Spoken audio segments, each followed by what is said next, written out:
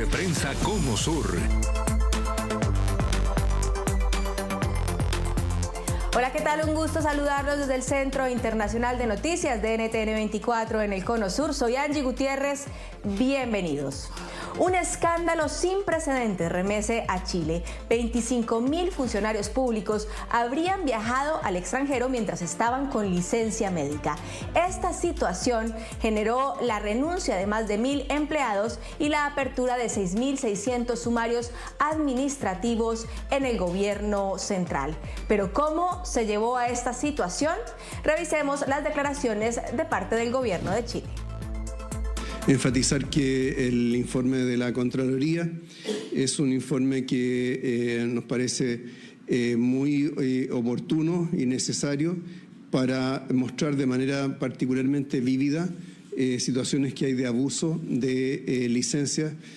Con la información de la Contraloría obviamente son del sector público, pero también hay un tema más general de excesos ligados a las licencias médicas que también trascienden al sector privado. Como gobierno y como Ministerio de Hacienda en particular venimos trabajando en esto desde hace 1 año y medio, desde que empezamos a ver las cifras de exceso de licencias en la comparación con la situación previa a la pandemia. Este será nuestro primer tema de análisis en la tarde de hoy. Quiero saludar a nuestros invitados. Nos acompaña Óscar Cáceres, periodista y director del medio de comunicación Veritas Capital en Chile. Óscar, buenas tardes. Buenas tardes, Angie. Te saludo a ti y a toda la audiencia de NTN 24. También quiero saludar a Juan Espinosa, periodista de Radio ADN en Santiago de Chile. Juan, un gusto saludarte. Igualmente, el gusto es mío. Óscar, comenzar contigo. ¿Cómo llega la Contraloría a conocer esta situación y cómo se ha desarrollado la investigación? A ver, esta es una nueva Contraloría que es el ente que fiscaliza la actuación de los organismos públicos del país, exceptuando al Poder Judicial y al Poder Legislativo. Esto es importante de señalar porque, aunque pueden haber situaciones como las que ustedes han comentado en el ámbito del Poder Judicial y en el Congreso Nacional, la Contraloría General de la República solo tiene atribuciones sobre el gobierno central, los municipios, las alcaldías, etcétera. Eso es un punto importante. Y lo que entendemos, lo que ha dicho Dorothy Pérez en su explicación ante el Congreso Nacional respecto de esta situación, es que ellos comenzaron a hacer un cruce de datos respecto de los funcionarios públicos que presentaban licencias médicas con la Policía de Investigaciones, la policía que ve y revisa el catastro de personas que salen del país, la Policía Internacional fundamentalmente, y al hacer ese cruce de datos detectaron que muchas personas, 25.000 funcionarios públicos que mantenían licencias médicas presentadas ante organismos del Estado, porque son funcionarios del Estado, en paralelo habían salido de Chile según los registros de la Policía Internacional en el aeropuerto, en cualquier aeropuerto o cualquier instancia de migración a nivel nacional a lo largo de todo el territorio chileno. Desde este cruce de datos es que Dorothy Pérez llega a esta increíble cifra de 25.000 funcionarios públicos que, diciendo que estaban enfermos, por lo tanto impedidos de desarrollar su actividad laboral cotidianamente, habían salido de Chile por diversas razones, y la verdad que a medida que vamos conociendo el caso a caso, los datos son todavía más escandalosos, Angie. Juan, ¿esto es un caso aislado? ¿Es una práctica usual en Chile? Y explícanos un poco cómo funciona el tema de las licencias médicas acá con el sistema también de salud del país. A ver, un hecho aislado no se puede decir bajo ninguna circunstancia. Es cosa de entrar a redes sociales y buscar en el marketplace de Facebook, por ejemplo, licencias médicas, y aparece una cantidad impresionante de personas que ofrecen efectivamente otorgar estos permisos para que la gente básicamente pueda recuperar su salud sin ir a trabajar. Eso también ha llevado a una línea de investigación particularmente importante y que se ha mencionado durante esta semana en el Senado. La posibilidad de que detrás de esto haya crimen organizado, mafias y bandas internacionales que desde fuera del territorio nacional operen. Todo esto bajo una frase que ha dicho un legislador durante esta semana: es más fácil otorgar una licencia médica que vender drogas. Y ahí también hay un factor sumamente importante. Esto de las licencias médicas en Chile, por lo menos, porque es el caso que mejor conocemos, ha sido una situación con la que habitualmente se bromea. De modo de tomar una licencia médica, voy a tirar una licencia médica para pegar vacaciones, para pegar feriados. Pero claro, básicamente esto es algo que todo el mundo vio, que todo el mundo sabe, pero que nadie se atrevió nunca a investigar, ni siquiera los organismos, ni siquiera las unidades de control dentro de los propios estamentos de la administración pública. Son 777 reparticiones del Estado de Chile, desde la Presidencia de la República hasta la Corporación del Cobre. Las empresas estratégicas del Estado de Chile también están involucradas en este problema y ha tenido que venir el revisor externo, el auditor externo de la República, el gran hermano, el ojo que todo lo ve, la Contraloría, para encontrar esta caja de Pandora que no sé si vamos a tener espacio para comentarlo, pero solo puede ser peor en los datos que están comprometidos a entregarse en el futuro. Oscar, van alrededor o más de 1.000 renuncias de estos funcionarios por esta situación. ¿Cómo se han recibido estas renuncias y si son beneficiarias para ellos y por eso también lo están haciendo?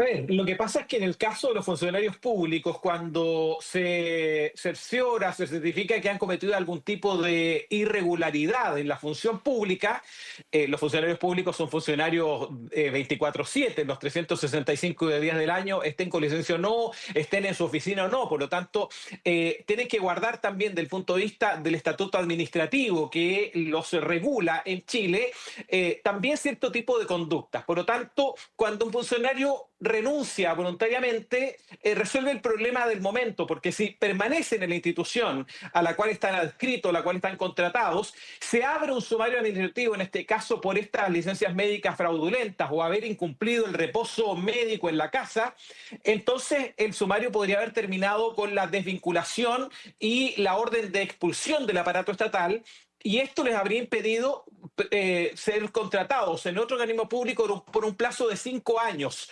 Por lo tanto, ¿qué hace el funcionario público cuando se anticipa y renuncia y evita el sumario administrativo y la sanción administrativa del servicio público al cual pertenece? Es decir, un funcionario salió con licencia, renunció la semana pasada y en 2 semanas más perfectamente podría ser contratado por otro servicio sin esta mancha de haber sido parte de aquellos que estuvieron investigados, sumariados por haber presentado licencias que terminaron siendo un pasaporte al extranjero. Juan, la ciudadanía ha recibido con indignación este escándalo, pero está afectando a las personas que realmente sí necesitan una licencia. ¿Se está mirando con más detenimiento al momento de otorgar estas licencias médicas después de conocerse este escándalo? Una cosa antes de, tú mencionabas la salida de 1.000 personas. Esa es la cifra que ha entregado el gobierno central respecto de la información que ellos tienen. La información de municipios y de gobiernos regionales no está disponible para saber respecto de los sumarios. Por ende, uno podría decir que técnicamente hoy, a esta hora, nos falta la información de posibles 17.000 sumarios en todo el país. 17.000 funcionarios de los que no sabemos cuántos han renunciado, cuántos se van a quedar, cuántos ya salieron. Aquí también se da la posibilidad y la situación de que el funcionario se haya cambiado de servicio y eventualmente en ese mismo servicio también haya cometido irregularidades y eventualmente vaya a ser sumariado por 2 servicios. Ahora, la respuesta de la ciudadanía ha sido de indignación total, sobre todo teniendo en cuenta que a muchos chilenos en particular les cuesta muchísimo que les acepten sus propias licencias médicas por temas de salud, por temas de cirugía, por temas de salud mental. Hay organismos en los cuales se hacen verdaderas atochamientos de gente que básicamente van a apelar al rechazo de sus licencias médicas. Y mientras ocurre esta situación, finalmente se da esta ilegalidad donde hay una serie de hechos, no solamente en cuanto a la probidad administrativa, sino a lo que tiene que ver con fraude al fisco, con fraude de subvenciones, con utilización, con falsificación de instrumentos, y que eso también genera otra lista. Los funcionarios que han renunciado antes de tiempo, que son los que forman parte del gobierno central, ellos igual van a tener un sumario, pero el sumario va a dejar en su hoja de vida la comisión de esta falta grave. Hay empresas, yo decía recién el caso de Codelco o el caso del Metro de Santiago, donde al estar regidos por otro organismo, son desvinculados de inmediato, sin derecho a finiquito, sin derecho a indemnización, ni siquiera a una pataleta, podríamos decirlo. Son personas que salen del sistema de inmediato y que quedan finalmente en los antecedentes administrativos que cometieron una falta. Pero conforme esto se pueda judicializar, los antecedentes también van a quedar en la hoja de vida penal de cada uno de los trabajadores, conforme los otros estamentos más complejos, el Consejo de Defensa del Estado y la Fiscalía Nacional, entren también a la cancha. Claro. Óscar, a propósito de esta anotación que nos hace Juan, de los datos que faltan por conocer, ¿cómo se está desarrollando la investigación y están preparadas las entidades encargadas de hacerla para esta cantidad de casos y de situaciones que hay en estos empleados públicos? Claro, porque uno al manifestar la cifra de 25.000 funcionarios y funcionarias públicos involucrados en esto, dice, a ver, ¿cómo se hace para hacer una investigación tan masiva con tanta gente? Pero claro, no hablamos de un servicio, esto no lo hace un servicio en particular, esto ya es desagregado a las distintas reparticiones públicas. Cada uno de estos servicios tiene un número determinado de funcionarios con investigar, por lo tanto ahí la cifra se reduce de manera importante, de manera significativa. Entendemos que en todos los servicios públicos esto está funcionando, ya se han dado órdenes para que aquello comience a ocurrir y algunos se han anticipado mucho, lo decía ya Juan Espinosa a propósito de lo que ocurre con Codelco, la principal empresa estatal del país, que no solamente inició las vinculaciones, además ha sido particularmente drástica al no indemnizar a ningún funcionario que esté en estas condiciones. Pero hay otras reparticiones que son más complejas de abordar, municipios, en las comunas más pequeñas, a lo mejor esto puede ser más complejo, más difícil de abordar, no por la cantidad de personas a las cuales hay que investigar, sino porque hay más amistad, no sé si me explico, hay relaciones más cercanas y muchas veces las personas que llegan ahí llegan porque hay un trato y una relación directa con la autoridad, con el jefe del servicio, en fin, y eso podría entrampar aquello. Pero se han ido tomando medidas y los sumarios están en desarrollo, muchos de ellos todavía están recién comenzando, pero hay muchas instituciones que están también en esta idea de avanzar rápidamente y tomar decisiones drásticas para desvincular a funcionarios que le han fallado a los chilenos y chilenas. La Contraloría ha dicho que el monto defraudado por estas licencias médicas podría haber implicado construir 5 hospitales al mes. Construir un hospital en Chile es carísimo y construir 5 hospitales al mes da cuenta de que esto es tremendamente grave para el erario fiscal y que se ha generado un perjuicio económico para las finanzas del país a propósito de esta defraudación de licencias médicas. Juan, obviamente el ojo está en estos 25.000 funcionarios, pero también en los médicos que otorgaron estas licencias. ¿Dónde está la responsabilidad profesional y la ética de estos médicos que firmaron las licencias? Bueno, es parte de lo que tiene que resolver, por ejemplo, el Colegio Médico, que en las últimas horas ha dicho que esperan, a través de un procedimiento que puede ser particularmente largo, el volver a tener la tuición ética de los médicos colegiados, básicamente para poder quitarles la licencia, para finalmente ejercer la profesión propiamente tal. Sin embargo, esta es la punta del iceberg completo. Contraloría ha anunciado esta semana que también va a ir a revisar las licencias médicas que emitieron funcionarios de Carabineros y de las Fuerzas Armadas, lo que podría elevar muchísimo más el número de funcionarios a ser sumariados. En un país con una crisis de seguridad importante, uno podría pensar que esto también va a acarrear desvinculaciones a policías, a militares, en un contexto que es particularmente complicado. Aquí también hay un debate muy importante respecto de los llamados grandes emisores de licencias médicas, pero otra vez, lo mismo que decía hace un rato, ha tenido que venir el auditor externo, el gran hermano en el sector público para poner orden en algo que básicamente ha estado a vista y paciencia de mucha gente por mucho tiempo y que básicamente nadie nunca había hecho nada. Más a Óscar. Óscar, ¿cómo ha golpeado la imagen del gobierno del presidente Gabriel Boric esta situación, teniendo en cuenta también que estamos en campañas presidenciales? Yo creo que la imagen del presidente Boric está particularmente golpeada, pero no por este caso, porque esto la verdad que escapa a una actuación del propio gobierno. Yo aquí haría también una distinción respecto de funcionarios públicos de carrera que están muy involucrados en esto y funcionarios de gobierno, funcionarios que llegaron con la actual administración. Pero hemos sabido de varios casos, Angie, de autoridades en distintas regiones del país, en Magallanes, en el Biobío.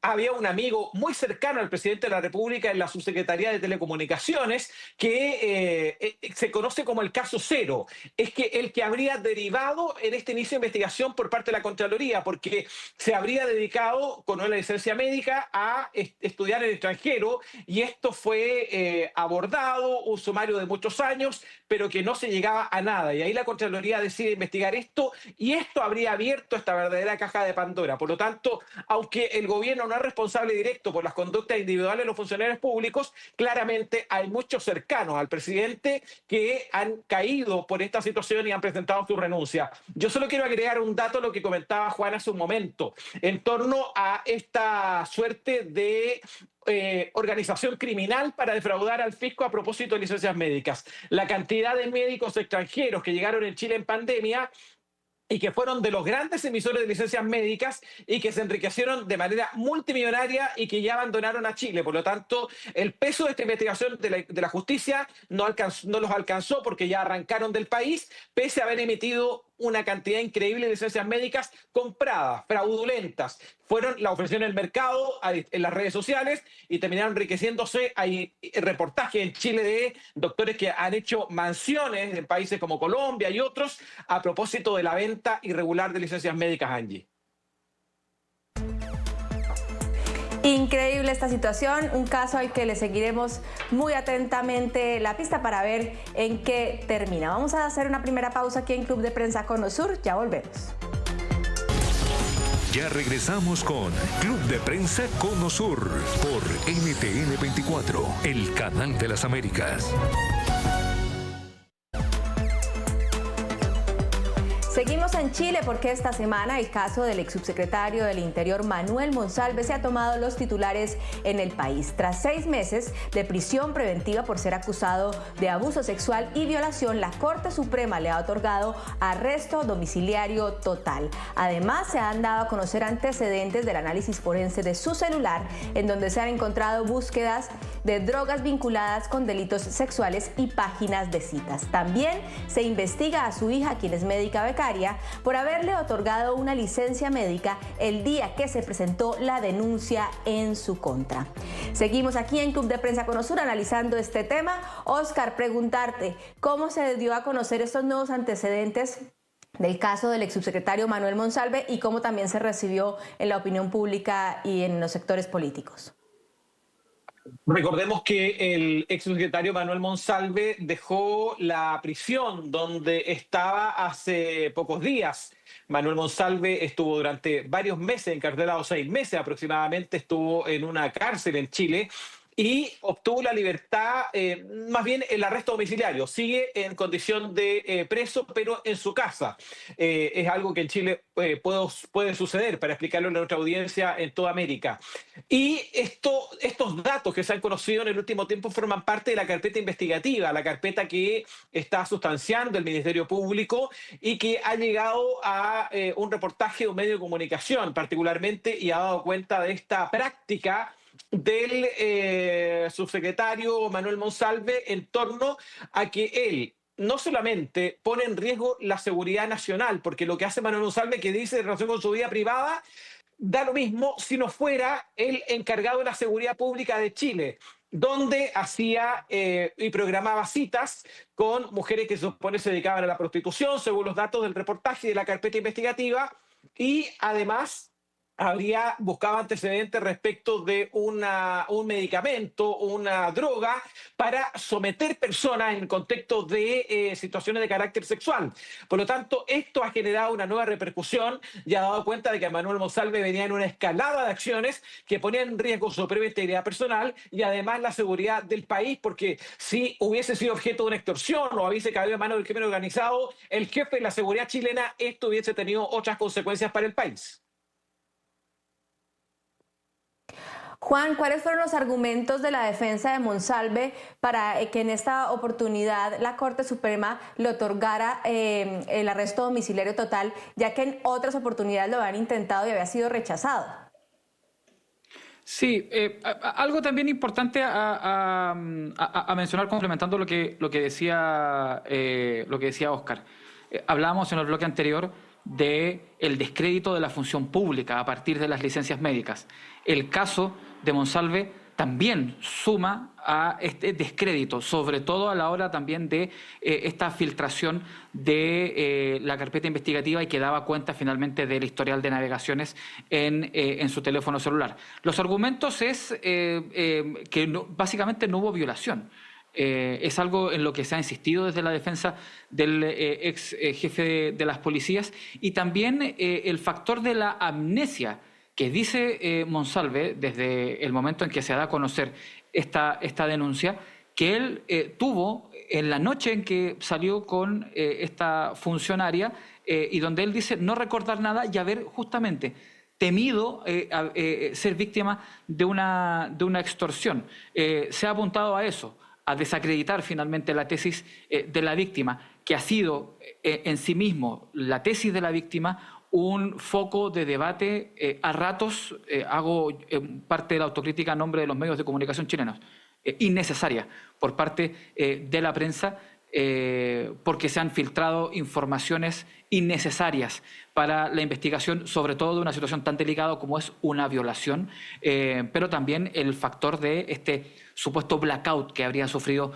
la ex autoridad por el consumo de alcohol. Solo llegó a consumir unos pocos tragos de pisco sour en un restaurante en el centro de Santiago para luego finalmente desencadenarse todo este escenario que lo tuvo tras las rejas a una persona que incluso en momentos figuraba como un posible ministro de Seguridad o un posible candidato a competir por el Senado de la República en las elecciones que vienen ahora a fin de año.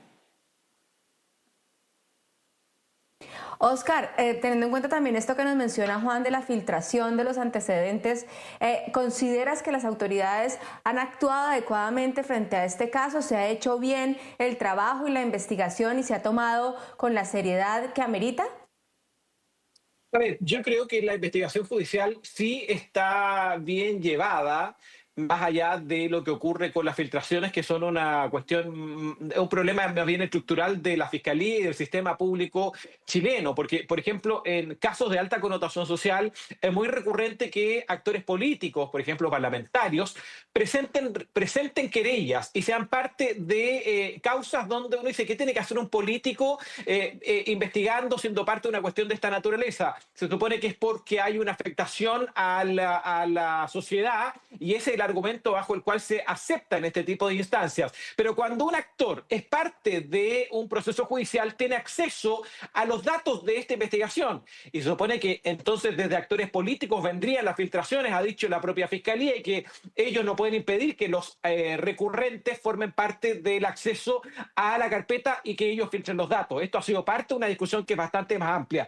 Yo creo que esto se ha llevado adecuadamente en los términos que la justicia debe administrar este tipo de situaciones. Pero aquí vuelvo a lo que hablábamos hace ya varios meses atrás, de la crítica que hay frente a la actuación original del gobierno.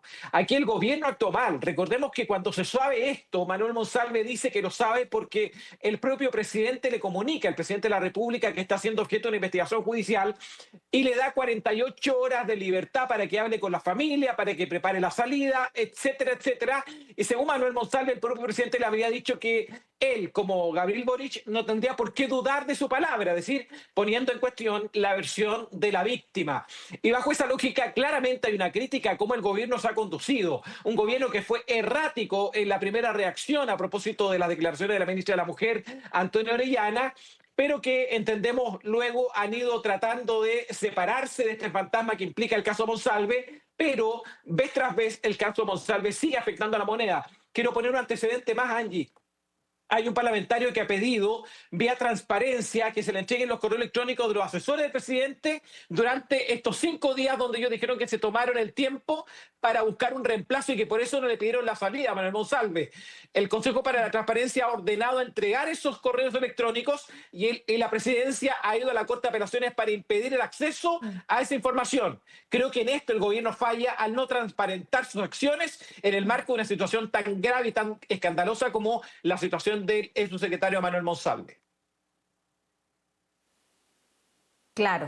Y Juan, a propósito de esto que menciona Oscar, de los errores que ha cometido el gobierno, en su momento la ministra a cargo era Carolina Toá, quien hoy es candidata presidencial. ¿Le afecta a Carolina Toá esta situación y también se le puede atribuir cierta responsabilidad?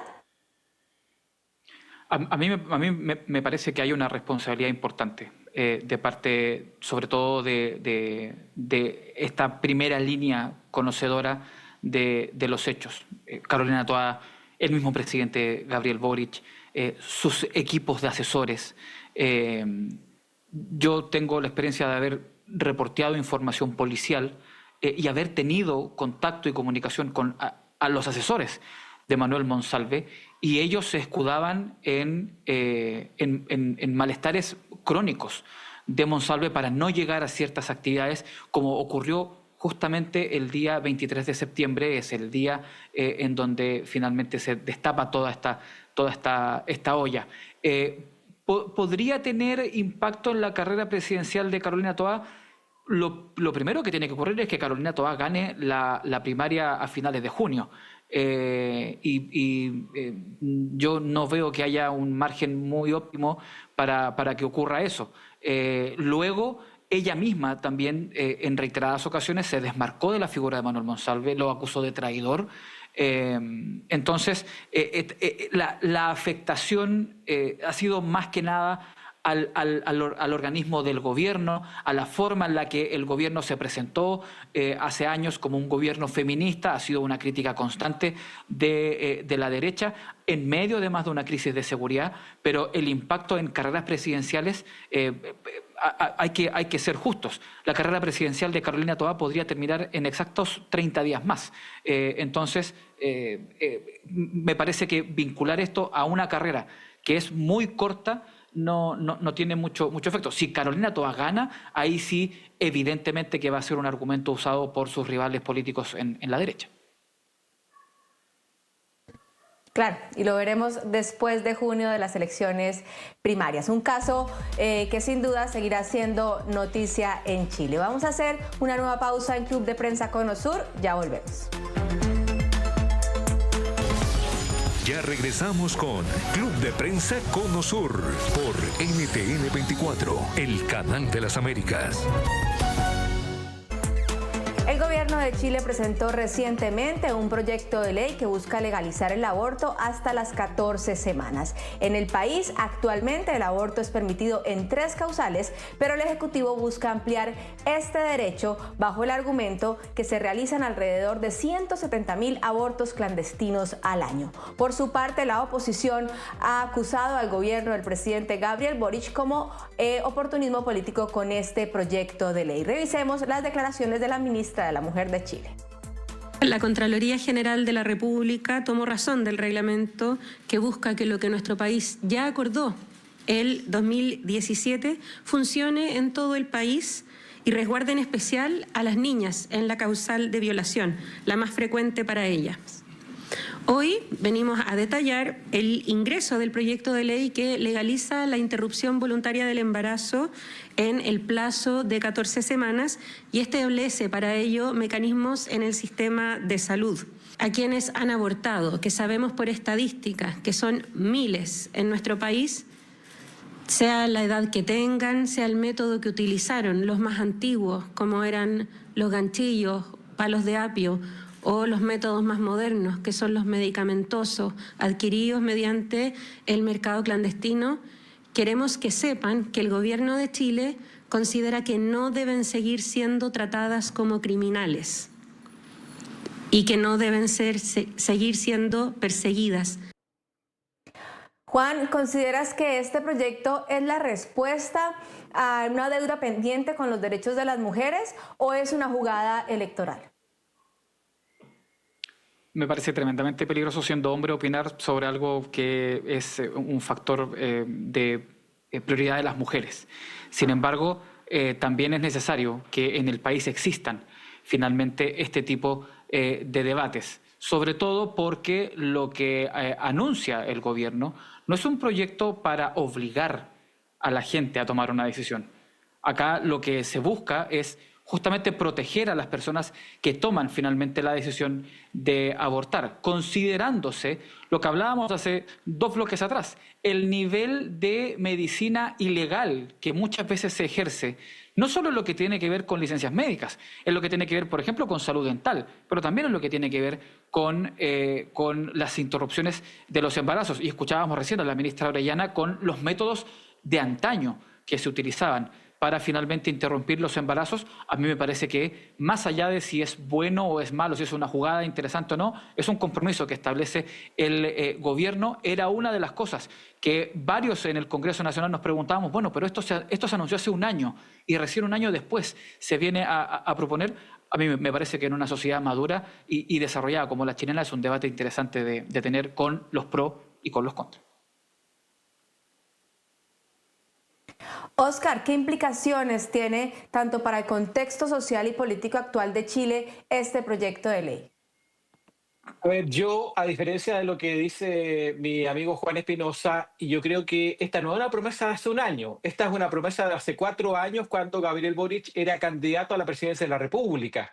Por lo tanto, sin querer entrar en el fondo de un debate que es muy complejo, el debate respecto de los derechos sexuales y reproductivos de las mujeres, incluyendo el aborto por las 3 causales o la legalización del aborto hasta las 14 semanas, como plantea el gobierno en la actual iniciativa, también tiene consideraciones de carácter bioética, en fin, hay una serie de consideraciones detrás de este debate, pero en lo estrictamente político, cuando el argumento del gobierno, escuchando a la ministra Antonia Orellana, es que las mujeres no deben ser tratadas como criminales por hacer este tipo de prácticas o incurrir en este tipo de prácticas a propósito del tema del aborto, uno se pregunta por qué este gobierno tan convencido de aquello no inició el debate apenas entró al gobierno.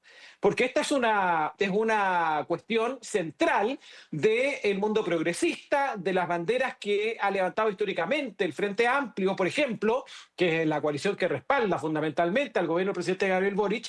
Y bajo esa lógica, uno no puede dejar de interpretar el anuncio y el ingreso del proyecto esta semana a trámite legislativo como una jugada, primero, electoral, porque como ha dicho, por ejemplo, Jaime Mulet, que es uno de los precandidatos a la primaria oficialista, esto favorece, desde el punto de vista del discurso electoral, a un candidato en particular, y este candidato es el candidato del Frente Amplio, Gonzalo Winter. Por lo tanto, claramente, más allá de las razones de carácter ideológico del compromiso del programa del gobierno, yo creo que efectivamente detrás del momento y la oportunidad para levantar esta discusión y este debate público hay un afán electoral, porque lo que sí está claro, que en las actuales condiciones este debate se tiene que dar, pero es improbable que este debate llegue a buen término desde el punto de vista legislativo, porque da la sensación de que no están los votos hoy día en el Congreso para que esto termine aprobándose, recordando que además el propio presidente de la Cámara ha dicho que él no va a poner en tabla la discusión de este proyecto en la Cámara de Diputadas y Diputados. A propósito de lo que menciona Óscar, Juan, ¿está el ambiente político al interior del Congreso y dan los tiempos que lleva la aprobación de este tipo de proyectos antes de que finalice el gobierno del presidente Gabriel Boric? Yo creo que no dan los tiempos, principalmente porque hay otro debate que se abre y es el que tiene que ver con el financiamiento, con los recursos que se hacen necesarios en el sistema de salud pública para finalmente correr con esta iniciativa, porque va a haber un debate probablemente en la Comisión de Constitución de las cámaras, en la Comisión de Salud, pero también en lo que respecta a los recursos tiene que haber un debate tributario, y ahí es donde, por ejemplo, la reforma a las pensiones se se generó un estancamiento en el tiempo. La nueva legislación en materia de pesca, por ejemplo, en los debates tributarios se ha ido haciendo más lento. Por ejemplo, está en contexto hoy día el debate respecto del financiamiento de la educación superior, y también en la Comisión de Hacienda, tanto en la Cámara como en el Senado, se ha ido estancando el proceso. Ahora, también hay un contexto que es particularmente dañino para el gobierno de hacer este anuncio de discusión de aborto. Técnicamente, según las fuentes que manejamos, mañana deberían nacer la primera hija del presidente de la República. Decimos mañana porque no hay margen para que puedan hacer el día domingo, que es el día en que el presidente da cuenta pública por última vez ante el Congreso Nacional. Entonces ahí se torna finalmente el debate de cuál es finalmente la prioridad de llevar esta discusión, cuando hay también un debate en materia de seguridad, cuando lo que hablábamos hace un rato también, el tema de las licencias médicas va a generar también muchas más discusiones políticas en el legislativo conforme se vayan conociendo nuevas aristas en lo que respecta a carabineros o a los viajes dentro del país o a los dobles empleadores. Entonces se suma a la discusión de aborto, que es una discusión que efectivamente, Óscar tiene razón, es una promesa de campaña de Gabriel Boric, pero el 1 de junio del año pasado el presidente anunció que durante el año legislativo se iba a enviar al Congreso.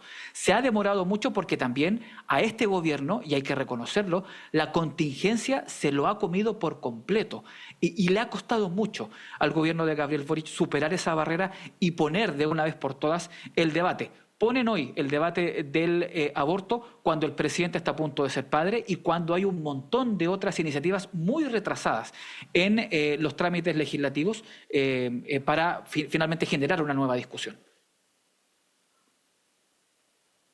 Óscar, ya hablamos de lo que es el ambiente político en el Congreso y en el gobierno sobre esta iniciativa, pero socialmente las personas en la calle, ¿cómo la reciben? ¿Es una prioridad? ¿Es una ley para una minoría? ¿O realmente las mujeres en Chile sí requieren y piden esta ley?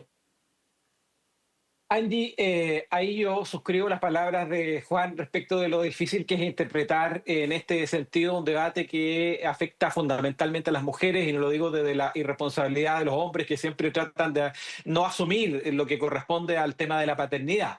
Históricamente, al menos en América Latina. Pero según encuestas, cuando esto se ha medido y ha sido parte del debate público, por ejemplo, en el caso del aborto en 3 causales, que también generó mucha polémica, mucha discusión, muchos tiras y encoges desde el punto de vista de la cuestión ideológica, cultural, religiosa, la gente estaba, según las encuestas, insisto, a favor de aquello.